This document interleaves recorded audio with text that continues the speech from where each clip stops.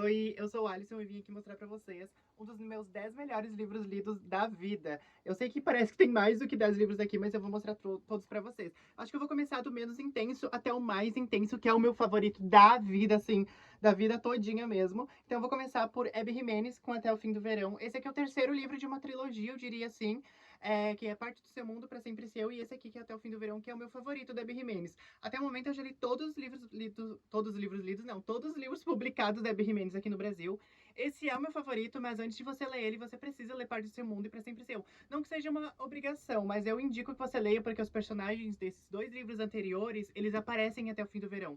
Eu gosto da escrita da Abby Jimenez, eu li os 3 livros dela, esses 3 que eu citei, eu li em 8 ou 6 horas, gente, eu li muito, muito rápido. A escrita é super fluida, a história é muito cativante, é super madura também. Eu gosto como a Abby, ela aborda temas sérios dentro dos livros de uma forma muito leve, sabe? Por exemplo, lá em Parte do Seu Mundo temos essa coisa de seguir um legado de família, também tem a questão de idade, porque é um Grumpy não, um Endgame.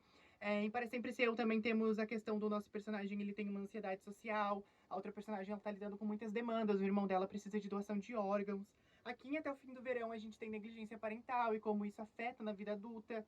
Enfim, é um dos meus livros favoritos deste ano de 2025. Eu li ele recentemente porque ele lançou agora. E assim, gente, recomendo demais, demais, demais. Tirando que a capa é linda, o romance é muito, muito maduro e muito bom. Eita, menino, tá ofegante. Ui, vamos lá então. Agora, o segundo livro, eu acho que é um dos livros que eu mais falo lá no meu perfil literário na Rede Vizinha, ou TTK. Vou estar deixando o link das minhas outras redes sociais aí pra você estar seguindo, se você quiser, né, acompanhar. Eu faço live de sprints, faço unboxing, faço vídeo. Tá tudo por lá, inclusive, postei uma resenha agora, menina, de Príncipe Mecânico, enfim. Verão de Lenço Vermelho, da Helena Malissova e Caterina Silva Nova. A princípio eu quis ler esse livro porque ele tem uma polêmica, né? Ele foi banido lá da Rússia por conta de um governo extremamente conservador e homofóbico. Então eu fiquei assim, nossa, por que será que foi banido? Aí eu fui ler o livro e eu me apaixonei pela história. 5 estrelas, favoritado. Assim, tá no meu top 10 leituras, assim, facilmente da vida.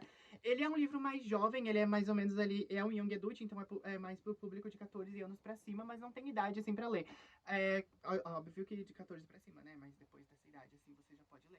Só 14 pra baixo que não. Mas enfim, ele é um livro que ele tem alguns temas que são gatilhos, acredito eu, por exemplo, homofobia internalizada, questões, né, lá de 1980 e por aí vai. Mas, gente, assim, ó, apesar de ele ser um livro mais jovem, ele é muito maduro para a idade dele, eu diria assim. Ele é um livro que ele traz uma maturidade muito grande. Ele é um livro que ele não é essa coisa bobinha, jovial, sabe? Ele tem essa questão assim extremamente coesa, extremamente trabalhada. Eu gosto muito da escrita desse livro. É um quê de poética, mas ao mesmo tempo é uma coisa muito moderna também. Gosto bastante da história, que a gente vai conhecer 2 meninos, o Yurka e o Volodya. Eles estão no acampamento Andorinha, eles acabam se conhecendo ali. O Yurka, ele tem que acabar, ele acaba trabalhando junto com o Volodya, porque, né, ele é meio, assim, ele é meio espoleta, ele é bem rebelde, e daí ele e o Volodya acabam se conectando de certa forma. Só que, assim, eles não sabem que eles estão de fato apaixonados, porque nesse tempo não se fala sobre relacionamento homoafetivo. Então, assim, gente, tem essas questões de, tipo, o que é ser uma pessoa da comunidade LGBT dentro dessa época, né? Então, assim, é um livro que ele vai citar bastante coisa, então tem que ser lido pensando no que as pessoas pensavam lá em 1980. Então, assim, gente, mas é um livro que eu recomendo demais. Eu amo Verão de Lenço Vermelho. É um dos meus favoritos, de verdade. Eu protejo esse livro com todo o meu amor. Inclusive, ele vai ter uma continuação. Eu tô bem ansioso pra ler. Eu chorei bastante com essa história. E Urco e Volodya, eles estão pra sempre comigo. Eu queria muito fazer até uma tatuagem, assim, de um lencinho vermelho, sabe? Porque vale muito a pena ser lido. E, gente, o acampamento Andorinha ficou pra mim, comigo pra sempre. E eu sou apaixonado pelo Yurka, sou apaixonado pelo Volodya, pelo relacionamento deles. E a forma como é construído esse relacionamento é de uma forma muito espontânea, muito orgânica, muito leve, mas ainda assim aqueles temas que eu falei, porque ele tem uns gatilhos ou outro bem pesadinhos, né? O Volodya é um personagem que não aceita a sexualidade dele, e como é um tempo que isso não é falado, e as diferenças, elas são assim, erradas naquele tempo, né? Eles não consideram as pessoas LGBTs normais e por aí vai. Então, é um livro que se passa nessa época, né? É um livro que dói na gente também de ser lido, mas é um livro muito, muito lindamente escrito e lindamente construído, o relacionamento dos personagens e como eles superaram essas coisas. É muito, muito gostoso de ler, de verdade, gente. Apenas leiam. E eu gosto também como as autoras, elas misturaram a arte nesse livro, porque o Yuri, que ele toca piano e tudo mais, tem uma canção de Niná que ele faz pro Volodya, é a coisa mais linda do mundo. Agora vamos para um nacional, que é da Aline Bey, é O Peso do Pássaro Morto. Eu acho que esse é um dos livros mais curtos, mas é um dos livros que eu mais levo comigo pra vida toda. Ele é extremamente pesado, ele é extremamente sensível, mas também é bem cru. Eu gosto muito desse livro, ele conta a história de uma mulher dos seus 8 anos de idade até os seus 50 e poucos anos de idade, que até onde ela conseguiu sobreviver, e como a vida dela foi dura, e como essa vida ela reflete as nossas, eu diria assim, as vidas das pessoas reais. Então, assim, a Aline Bey, ela escreve com uma maestria muito grande. É um livro escrito lindamente, de forma cruel e dolorosa, mas assim, gente, vale muito a pena O Peso do Pássaro Morto. É um dos melhores livros que eu já li na minha vida, inclusive ele vai ser relançado pela Companhia das Letras numa nova arte, né, uma nova capa e tudo mais.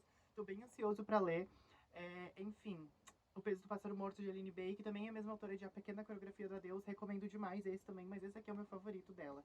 Agora nós vamos para uma autora que eu não consigo escolher qual dos dois livros é o meu favorito, que é a Madeline Miller. Ela tem outro livro publicado que também é Galateia, mas esse não entrou na minha lista de favoritos. Mas assim, Circe e A Canção de Aquiles são dois livros assim com propostas diferentes, mas ainda assim muito parecidos. Aqui em Circe a gente vai conhecer a primeira bruxa, a feiticeira, a amante dos homens, eu diria assim. A Cersei, ela foi exilada porque os deuses temem o poder dela, e ela fica nessa ilha onde algumas embarcações começam a chegar, ela vai conhecendo a maldade do mundo, a maldade dos homens, a maldade, assim, de uma sociedade, mas ela também vai conhecendo o amor. É um livro que, assim, a Cersei, tudo que ela conhece é sobre deuses, mas durante essa vida dela exilada, ela vai conhecendo outras pessoas. Então a gente vai acompanhar muito o sentimento dela sozinha, se sentindo solitária, às vezes querendo ficar na solitária, tipo, ficar na solitude dela, sabe? Enfim, é um livro que tem um pouco de aventura também, eu diria, mas ainda assim ele é um reconto, né, da história da Cersei, e vale muito a pena, gente. A Madeline Miller, ela escreve de uma forma excepcional. E eu indico pra você que quer começar a ler Madeline Miller, começar por Cersei, de verdade. Eu sinto que a escrita dela aqui é um pouco mais tranquila do que a Canção de Aquiles. A Canção de Aquiles, ele me pega um pouco nesse quesito escrita, apesar de ser a mesma autora, eu sinto que tem uma diferença, por menor que seja, ainda tá ali, mas assim, Cersei é magnífico. Eu recomendo demais. Eu tenho muita coisa marcada nesse livro. É um dos livros assim que eu levo sempre comigo. É muito, muito bom. Agora a gente vai pra Canção de Aquiles, que ainda é da mesma autora, que eu ainda não falei, mas aqui é um reconto de Patroclo e Aquiles, né? É um reconto ali da Ilíada. E eu adoro, pra mim é o meu Império Romano, o relacionamento do Patroclo com Aquiles. Chorei com esse livro. Na verdade, eu demorei pra chorar porque eu fiquei mais em choque, depois eu chorei. Apesar de eu já meio que saber o que ia acontecer, mas o livro me pegou muito. A escrita da Madeline ainda assim é muito boa. Esse livro tem uma das minhas frases favoritas, que é: eu poderia reconhecê-lo apenas pelo ruído de seus passos, eu poderia reconhecê-lo pela sua respiração. Tipo, você pode tentar esconder tudo de mim, mas eu ainda vou reconhecer o amor da minha vida, sabe? Esse livro é muito lindo. Eu amo o amor dos dois personagens. E, assim, é de uma forma tão leve, sabe? Eu não sei explicar, mas me transportou. A escrita, esse livro aqui me transportou para o universo do Patroclo e do Aquiles de uma forma imensa, e o relacionamento deles, a forma como é construído também. Enfim, recomendo muito os dois livros da Madeline. Como eu falei, eu não consigo escolher apenas só um dos dois, então vai os dois nessa lista. Outro nacional é A Palavra que Resta, do Stênio Gardel. Esse livro também é um livro com representatividade LGBT. Aqui a gente vai conhecer um personagem, é o Raimundo, se eu não me engano. Eu não lembro, acho que é Raimundo. Não, é Raimundo Gaudêncio. O Raimundo, ele tá com 70 e poucos anos, então ele já tá na vida idosa, e ele tem uma carta que ele guarda há muito tempo, desde a adolescência dele, do primeiro amor que ele teve, que foi um homem. E esse amor foi interrompido de forma muito bruta. E ele guardou essa carta que o amor dele escreveu antes desse amor ser de fato interrompido. E o porquê foi interrompido. Então ele tá explicando ali. E só que o problema é, Raimundo não sabe ler nem escrever. Ele saiu de casa muito cedo, ele foi viver na cidade grande. Então, e quando ele era mais novo, o serviço braçal era mais importante do que os estudos. Então a gente vai acompanhar o Raimundo tentando aprender a ler e escrever, enquanto a gente é transportado também um pouquinho lá pro passado dele para entender as demandas e o que aconteceu com a família dele e com a vida dele.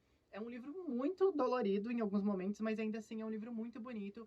Tem um trecho no livro que me representa muito o que a gente acaba reproduzindo, o que a gente aprende, a gente reproduz, e em como esses preconceitos eles nos afetam durante a vida também. E como a gente às vezes precisa se desligar da nossa família, se desligar de alguns ensinamentos para que a gente aprenda o que é correto, sabe?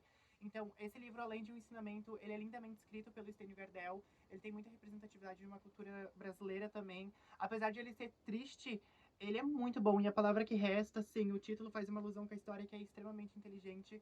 Recomendo demais. Se vocês gostam de livros assim mais melancólicos, leiam esse aqui. Agora a gente vai pra fantasia, porque só teve livro LGBT e só teve livro de romance triste. Que é isso, né, Alisson?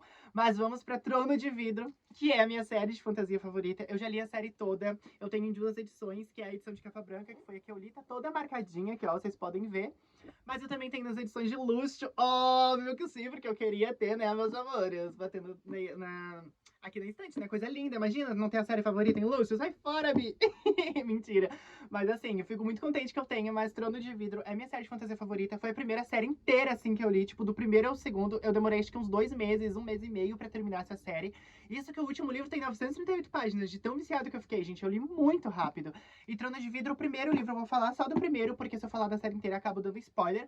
Mas o primeiro livro, ele conta a história de Celaena, que tá sendo presa. Ela é presa, na verdade, ela tá sendo escravizada nas minas de sal de Andovier. Até que o rei, ele faz um campeonato de assassinos, ladrões e tudo mais ali do reino, pra ver quem vai ser o campeão do rei, pra fazer os trabalhos sujos por ele. Celaena aceita, porque em troca dos trabalhos, depois de um tempo ela vai ser livre e ela não aguenta mais estar ali nas minas de sal de Endovier.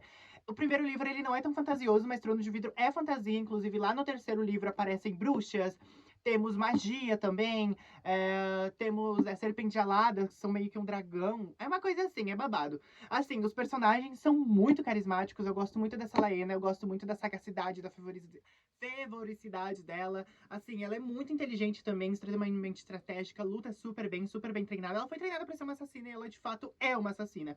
Enfim, Trono de Vidro é a minha série de fantasia favorita. E se você não leu, vai ler agora a série toda, porque é perfeito. Agora a gente vai pra Flores para Algernon. Flores para Algernon, do Daniel Case. Esse foi o primeiro livro mais melancólico e um pouquinho mais triste que eu li. Eu acho que foi o livro que me deu iniciação a outros livros tristes e com temas mais reais, eu diria. Flores para Algernon conta a história do Charlie Gordon, se eu não me engano. Charlie Gordon, ele é um homem que ele tem deficiência intelectual grave. Então, assim, ele pode estar com 30 anos, mas a idade mental dele é de uma criança de 8, 5 anos. Não sei se vocês conseguiram entender. Ele é um livro de ficção científica, então a cirurgia que é apresentada no livro, eu não sei se ela pode ser real ou não, confesso que essa parte eu não pesquisei, mas a gente vai acompanhar a história do Charlie e após ele fazer essa cirurgia para aumentar o QI dele, para que ele fique normal, entre muitas aspas, e para que ele fique com esse intelecto de uma pessoa normal, entre outras tantas aspas, porque a gente sabe que essa deficiência ela acaba agravando, né, as capacidades mentais dele, mas enfim. A gente começa a perceber a maldade do ser humano nesse livro e a gente começa a perceber que conforme o Charlie ele vai aumentando o QI dele, ele vai ficando mais inteligente, ele vai ficando mais estúpido com algumas coisas, ele vai ficando mais cético com outras e ele começa a perceber a maldade do ser humano. Por exemplo, um dos meus trechos que eu chorei foi quando ele se dá conta de que as crianças não riam com ele, mas riam dele. As crianças riam, faziam piada e tiravam sarro da cara dele e da capacidade intelectual dele, né? Por conta da deficiência intelectual grave que ele tem. Então as pessoas tiravam muito sarro da cara dele e ele achava que as pessoas estavam rindo dele. Ele tinha uma inocência muito linda e conforme ele vai perdendo essa inocência, a gente também vai perdendo junto com ele. É um livro que ele me dói, mas é um livro que é basicamente um exercício de empatia para você se pôr no lugar do nosso querido Charlie Gordon. Eu levo, assim, Flores para Jornão comigo. É um livro que me fez chorar muito dentro do ônibus. Eu tava voltando da faculdade e eu tava terminando o livro e eu tava tipo, meu Deus, não é possível. E eu cheguei em casa aos prantos, mas assim, gente, vale muito a pena ler Flores para o Jornal. Foi o primeiro livro mais melancólico que eu li, assim, foi o que me deu iniciação a livros lindamente que eu amo hoje em dia. E agora vocês vão ver um deles que é Uma Vida Pequena, A Little Life. Pois é, Uma Vida Pequena é o meu livro favorito. Infelizmente ou felizmente, não sei, eu tenho 6 tatuagens de Uma Vida Pequena. Pois é, 6 tatuagens do livro, pra vocês verem como eu gosto do livro. Eu tenho a capa de um cara coçando no meu braço. Porque, pra quem não sabe, uma curiosidade, esse cara, ele não tá chorando, ele tá tendo um orgasmo. Mas enfim, Uma Vida Pequena conta a história de Jude, Willan, GB e Malcolm. E a história deles, enquanto amizade, enquanto amigos, então a gente vai acompanhar eles em Nova York, vai acompanhar como é a vida deles e tudo mais. Uma Vida Pequena, pra vocês verem como eu gosto tanto, eu tenho ele em 3 versões. Eu tenho ele na versão de teatro, porque tem uma peça de teatro, então ele é em páginas brancas, é bem curtinho, é basicamente a versão de teatro. Eu tenho ele na versão gringa, com jacket e tudo. E eu também tenho ele na versão portuguesa. É o meu livro favorito da vida. Não vou mais dar muitas delongas, porque eu quero fazer um vídeo só sobre ele. Mas assim, gente, eu recomendo não, porque é um livro bem denso, é um livro bem pesado, com bastante gatilhos. Então eu recomendo assim, só se você realmente estiver bem da cabeça, se você estiver proposto a ler esse livro. Ele não é Eita, menina! Ele não é um livro fácil de ser lido, ele não é um livro fácil de ser digerido. Ele tem temas bem pesados, muito gatilho. A escrita dele é um pouco densa. E eu não recomendo ele pra todo mundo. Apesar de ser o meu livro favorito, não é um livro que eu saio dizendo, nossa, leiam esse porque é magnífico. Não. Ele é um livro que vai te provocar, ele é um livro que vai te fazer sofrer, ele é um livro que vai mexer meio com o teu psicológico. Ou você morre de amor ou você morre de ódio. Porque, assim, esse livro, ele tem muitas polêmicas, é muito 8 ou 80. Eu, particularmente, tô mais no 80. Eu amo esse livro, é o meu favorito da vida. E eu levo o Jude até hoje comigo. Inclusive, uma das minhas frases favoritas é: por isso eu tento ser gentil com tudo que vejo. Em tudo que vejo, eu vejo ele. Eu levo o William junto comigo também. Eu gosto muito dos personagens desse livro. Eu me apeguei muito aos personagens. E assim, gente, apesar de ser um livro extremamente pesado, ele ainda assim é muito real, sabe? Muita gente fala que ele é um no de sofrimento. Eu concordo e ao mesmo tempo eu discordo, porque eu concordo com essa parte de que a autora às vezes pegou muito pesado e ela arrumou muitas cenas que não precisavam, muito sofrimento para um personagem só. Às vezes você nem chora mais, você só fica chocado e você fica até amenizado com tanto acontecimento para um personagem só. Mas ainda assim é muito real, porque pessoas passam por isso. E por mais que a gente às vezes não perceba e não aceite isso, tem gente que passa coisa pior que o Jude e diariamente. Então não tem como eu julgar e dizer que, nossa, muito pesado, olha o tanto que ela fez essa pessoa sofrer. Se a gente pode ver, conhecer e ver tantos Judes por aí. Inclusive, eu me identifiquei com algumas partes da história do Jude, o que é bem triste pra mim, né? Mas é o meu livro favorito da vida, não tenho o que fazer. E não sei se você gosta, se você não gosta, mas eu gosto. Enfim, gente, esses foram os meus 10 livros. Eu acho que deu 10, não sei se deu 10 ou deu 9, porque o da Madeline eu conto como um só. Mas como são 2 livros, eu conto como 10. Espero que vocês tenham gostado. Se vocês já leram algum, me conta aí. Se vocês vão ler, me conta também se eu convenci você a ler algum desses daqui. Espero que tenham gostado do vídeo. Um beijo. Tchau!